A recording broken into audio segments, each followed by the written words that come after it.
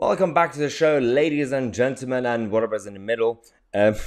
We talked about HMRC and their wokest nonsense.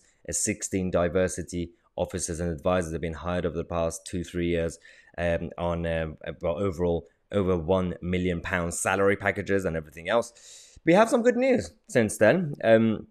Suella Braverman, who was the Attorney General under Boris Johnson's government, she also stood as a party, during the Tory leadership campaigns. The good news that we have is while Boris Johnson and some of the other cabinet members have been ranting about and preaching about getting rid of these woke agenda every day, but nothing actually happened really, including Sajid Javid, who wanted to do something. Suella Braverman has actually done it.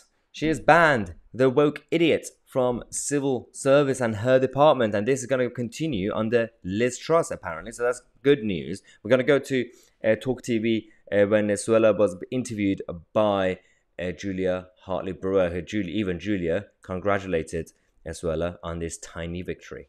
Finally, also, I just want to congratulate you. It's not often I say this to a politician, Suella Braverman, on basically your decision to tackle the woke, the woke witch trials in your department, scrapping diversity training in your department. Why did you decide to do that?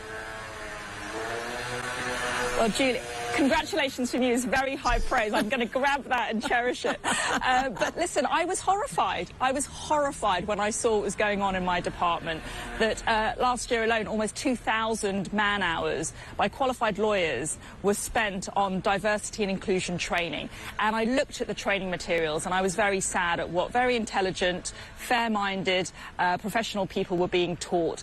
This training stuff was based on a premise that someone like me, an Asian woman from a working class background, must necessarily be a victim, must necessarily be oppressed, must necessarily be a victim of white privilege and white fragility, as I saw in this training material. I was horrified.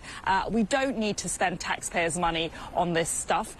We don't need to create a further climate of division.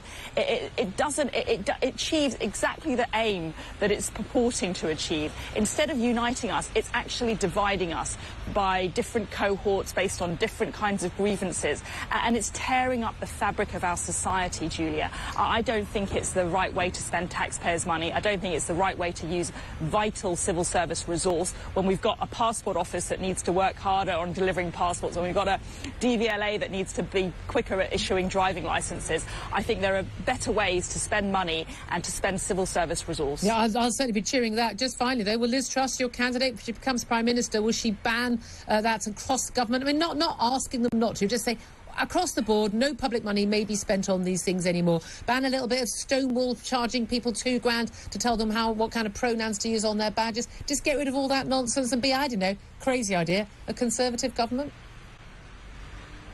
Well, Liz has been very forthright on this, and she said she wants to really bring an end to this waste of money. It's politically motivated, it's based on a contested ideology, and frankly, it's brainwashing of our civil servants. And actually, it's not just the public sector. We're seeing this take over in our private and corporate sector as well. We don't need to be using resources on this. Our people are...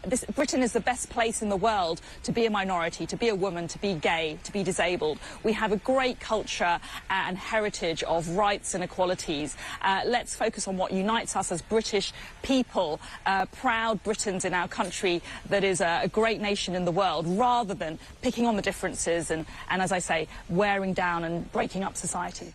I mean, that's absolutely spot on. Well done, Suella Braverman, one of the few sound Conservatives in the party, generally speaking. And she made a good point. One, when it comes to the whole agenda, it's not just the public sector, because the public sector, at least we can technically on paper use our elected officials, and we could put pressure on them and politicians and actually to fight against it. On paper, that option exists.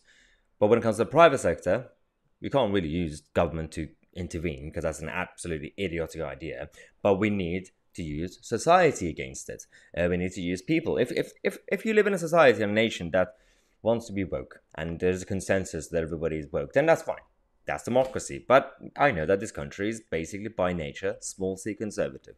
And still, we still have social liberal values and democracy and freedom, free speech, but we are still small c conservative nation, which means that we can't really rely on politicians and ministers to fight against, the big corporations going woke. So you need to actually start grassroots campaigns like what we do on this channel, Build Back Britain, to fight against it across the board. Not just in terms of the government, not just in terms of the state and Whitehall, but also in our schools, in our, again, big corporations and everywhere else that you go in the country. So we are going to start our nationwide tour soon around the country called Build Back Britain. It's against the globalist version of it, Build Back Better. You can get your t-shirts in the description box. The link is there. But I do, as I said last video, I do need your help. If you could do me a favor, guys. If you are in London, Manchester, or Cardiff, if you know any sound event venues, please get in touch, because we've been trying to sort out the venues, but clearly a lot of these woke venues are too scared to have me at their place as a speaker because I'm too scary. So we keep getting cancelled, basically. So if you know anybody, please get in touch with me on Twitter or Getter. You could DM me on Twitter or Getter. Again, my details are in the description. I'm going to come back in half an hour and tell you more about Liz Truss and fracking. Subscribe to the channel, and my Tousi and we are the media.